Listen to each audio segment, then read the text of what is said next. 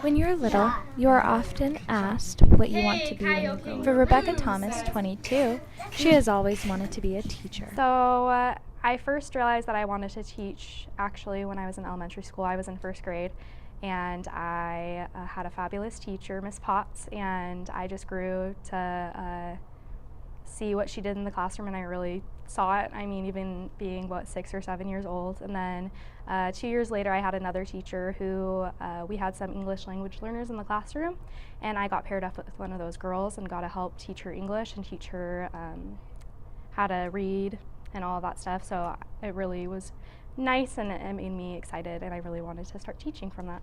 Thomas is an ASU grad and currently a special education teacher at Jordan Elementary. My degree is dual certification, so I can teach both general education from K through 3rd, or preschool to 3rd, or special education from pre-K to 3rd as well. She has been lucky and had an amazing first year teaching at Jordan Elementary. So here at Jordan, which is the school that I work at, they have a fabulous support system, so all the teachers here are very, very supportive. So my first year has been rockin'. The first year teacher has had a year that she will never forget, and one that has definitely surpassed her expectations. It is and more. One of Thomas's colleagues, Brandy Mitchell, 24, who is also a first-year teacher, had opposite expectations. I'm that kind of person who I really expect the worst, because then I won't feel disappointed. So I came into teaching going, this is going to be terrible. I'm not going to make any money.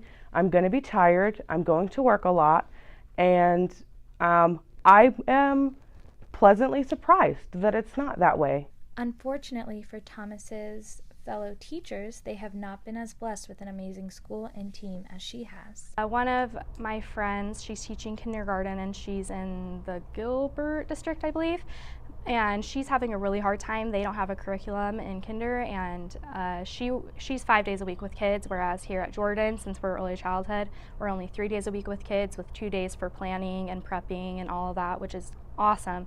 But she doesn't have that, and her school support isn't very good, and so she's struggling so much. Unfortunately, new teachers tend to have a rough start and end up not even making it through the first 3 to 5 years of their teaching career.